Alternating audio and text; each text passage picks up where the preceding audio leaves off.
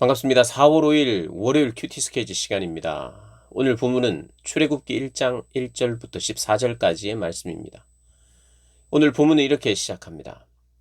야곱과 함께 각각 자기 가족을 데리고 애굽에 이른 이스라엘 아들들의 이름은 이러하니. 오늘부터 우리가 이제 출애굽기를 묵상하게 됩니다. 오늘은 출애굽기의 서론격인 1장 내용인데요. 특별히 1장 1절부터 7절까지가 출애굽기 전체의 이제 서론에 해당합니다. 그리고 마지막 장에 또 몇 절이 결론에 해당하지요. 그 이제 서론이 뭐냐 하면 오늘 본문 내용처럼 이스라엘 자손이 결국에는 어, 생육하고 번성하고 온 땅에 가득하게 되었다. 이 이야기로 출발합니다. 어떤 면에서는 창세기에 하셨던 그 하나님의 약속, 그 하나님의 약속이 이미 이루어졌다. 이것을 먼저 이야기하면서 출애굽기가 시작됩니다. 궁극적으로 하나님의 약속은 이루어졌고 이루어져 가고 있습니다, 지금. 사실 이 서론이지만 결론과도 같은 이야기를 하고 있어요. 뭐냐면 하나님의 약속은 아브라함에게 그리고 아브라함 전부터 했던 너희들은 생육하고 번성하고 땅에 충만하고 가득하라. 이건 아담 때도 이야기를 했고 노아의 홍수가 끝나고 나서 이 홍수에서 이제 이 노아의 가족들이 이제 그 방주에서 나와서 제사를 드릴 때 하나님 앞에 감사의 제사를 드릴 때에 하나님께서 또 이 명령을 합니다. 이것을 창조 명령이라 그래요. 너는 너희 자손은 너희는 생육하고 번성하고 땅에 가득하라. 노아 때도 그랬어요. 그런데 아브라함 때 하나님께서 또 이런 약속을 합니다. 이 하늘의 별을 보여주면서 너희 자손들이 이렇게 많아질 것이다 라고 하는 자손의 번성을 이야기합니다. 너를 통해서 한 민족을 이루겠다라고 하시는 하나님의 말씀이 창세기 아브라함에게 말씀하셨던 그 언약이 성취되어가는 과정을 나타내고 있습니다. 그런데 그 성취되어가는 과정이 하나님께서 아브라함으로 시작했어요. 그래서 아브라함 때 점점 강성해지고 더 강성해지고 더 좋아지고 더 높아지고 커지고 이런 방식이 아니라 이 아브라함 이후에 아브라함, 이삭, 야곱, 요셉 때 국무총리가 되죠. 그 애굽에 노예로 팔려갔지만 형에 의해서. 그러나 이스라엘 민족의 시작이라고 할 수 있는 야곱의 가족을 다 먹여 살리고 또 그들을 애굽까지 초청해서 그 애굽 땅 고센 땅에서 살게 됩니다. 잘 정착하게 돼요. 총리의 가족들이니까 얼마나 대우받았겠습니까, 처음부터. 근데 오늘 본문에 나오듯이 8절에 보면 요셉을 알지 못하는 새로운 왕이 일어나 애굽을 다스릴 때 그때부터 이제 압제가 들어갑니다. 왜냐하면 이스라엘 백성들이 너무 번성해 버렸어요. 너무 건장한 남자들이 많아지는 거예요. 그러니까 애굽에서 긴장을 하죠. 노예들이 너무 많아지니까. 혹시 쿠데타를 일으켜서 그들이 뭐 독립을 한다든지 전복을 시킨다든지 그럴까봐 두려웠던 거예요.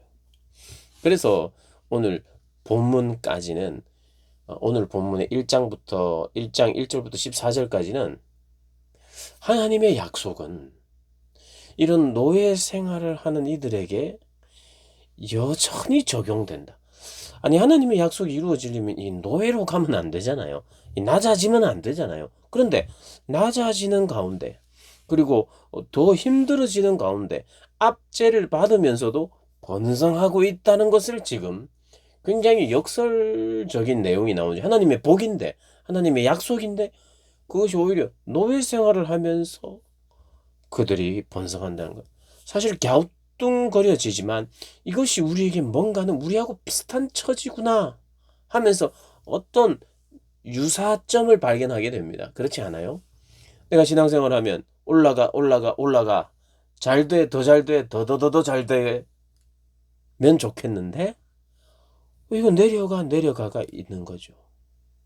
답답함 그리고 애매한 고난 그리고 시기와 질투, 압제, 핍박 이런 게 있는 거예요.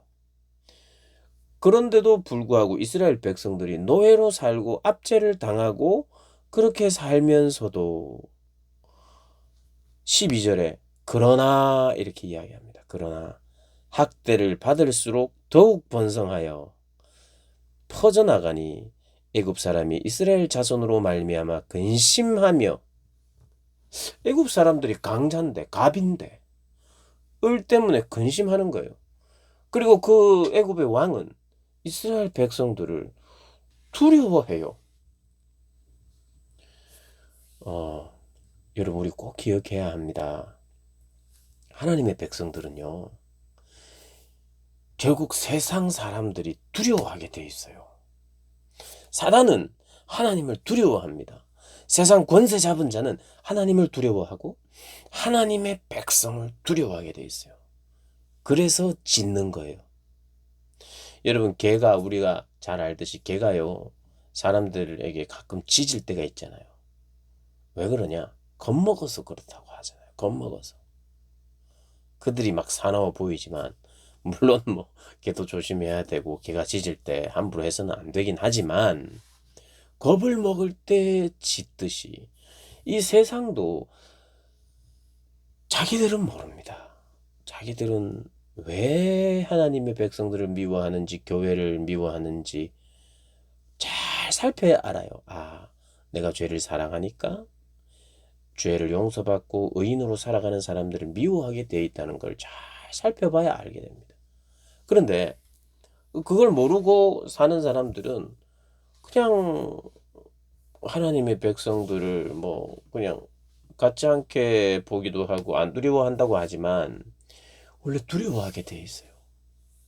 그래서 세상은 선한 사람들을 향하여, 세상의 주관자인 사단이 그들을 통하여 괴롭히고 핍박합니다. 그런데 하나님은 우리에게 어떤 핍박도 당하지 않도록 방패막이가 되어주고, 핍박을 한 번 하면 두 번 하면서 절대로 핍박 못하게 하는 방법으로 하나님의 백성을 강하게 하느냐? 그렇지 않다는. 핍박을 받고 압제를 받아도 더욱 강해지도록 하고 더욱 번성하도록 하고, 그리고 더욱 하나님을 신뢰하도록 만들어가는, 그런 게 바로 이 세상에서 하나님의 백성들이 사는 방식이요, 하나님이 역사하시는 방식임을 출애굽기는 우리에게 시작부터 이야기하고 있어요. 그래서 이 출애굽기를 보면 너무 우리의 모습을 잘 보게 되고, 세상과 하나님의 나라의 백성과의 긴장 관계에 대해서 잘 보게 되는 그러한 내용들입니다. 여기는 하나님의 약속이 분명히 이루어졌다, 그리고 이루어져 간다를 먼저 깔고, 여기에 세상의 압박과 세상의 핍박이 있어도 하나님의 약속은 진행되며, 그리고 우리가 출애굽기, 그다음 뭐 민수기, 이게 뒤에 이제 뭐 민수기, 신명기 이런 레위기 이후에 이런 내용들을 보면 인간의 연약함과 인간의 죄와 한계와 불순종에도 불구하고 하나님의 약속은 그들을 끌고 간다. 세상이 아무리 방해해도, 인간이 연약해서 아무리 불순종해도 하나님의 약속은 진행된다. 반드시 이루어진다. 그래서 하나님의 약속이 이루어진다. 하나님의 언약은 반드시 이루어진다. 성실하게 지켜진다. 그것이 하나님의 성품이다를 이야기하고 있어요.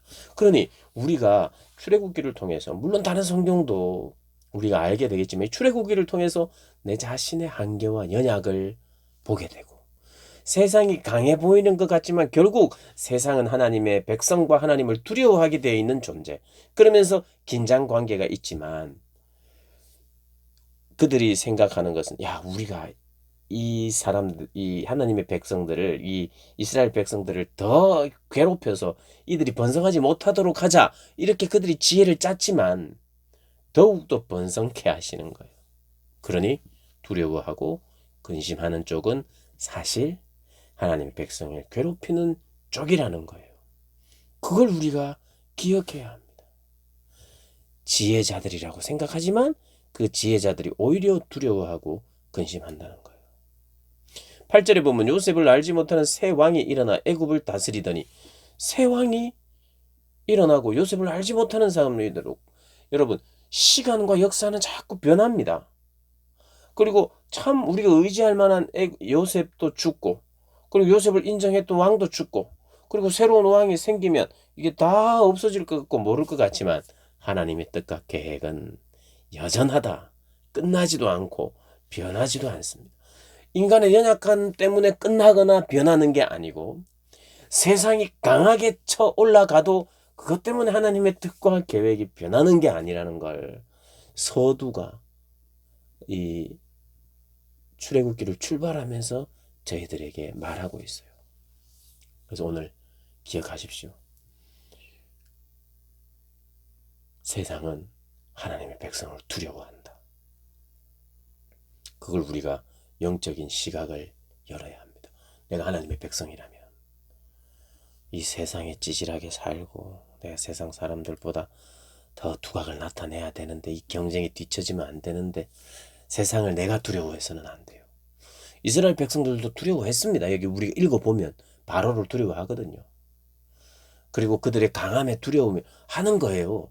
그런데 성경은, 하나님은 사실은 너희가 지금 두려워할 입장이 아니다. 언제나 하나님의 백성을 세상이 두려워한다. 이걸 이야기합니다. 잊지 마십시오, 여러분.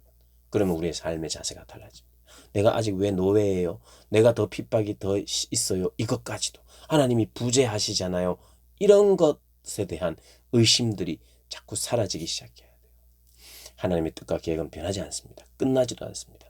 사람은 끝나요. 요셉도 죽고 왕도 죽고 누구도 죽고 다 없어지는 것 같지만, 뭐 교회가 점점 없어지기도 하고 무너지는 것 같기도 하고, 내가 믿었던 그 믿음의 사람들이, 내가 존경했던, 심지어는 존경했던 믿음의 사람들이 넘어지기도 하고 신앙을 버리는 걸 보며 실망하는, 할 수 있어요. 그런데 여러분, 그런 얼마든지 주변은 변할 수 있어요.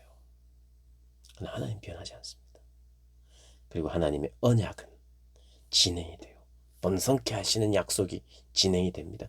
한 민족이 야곱을 통해서, 오늘 보면 야곱의 허리에서 나왔다는데 이 허리라는 단어를 의도적으로 쓰고 있어요. 이 허리라는 단어는요, 야레크라 그래서 사실은 환도뼈 있죠. 환도뼈. 야곱의 환도뼈를 쳐서 천사가 야곱의 환도뼈를 써. 이게 허벅다리 혹은 생식기를 이야기합니다. 그러니까 야곱의 허리에서 나온 사람들이라고 할 때는 이 생식과 관련되어 있어요.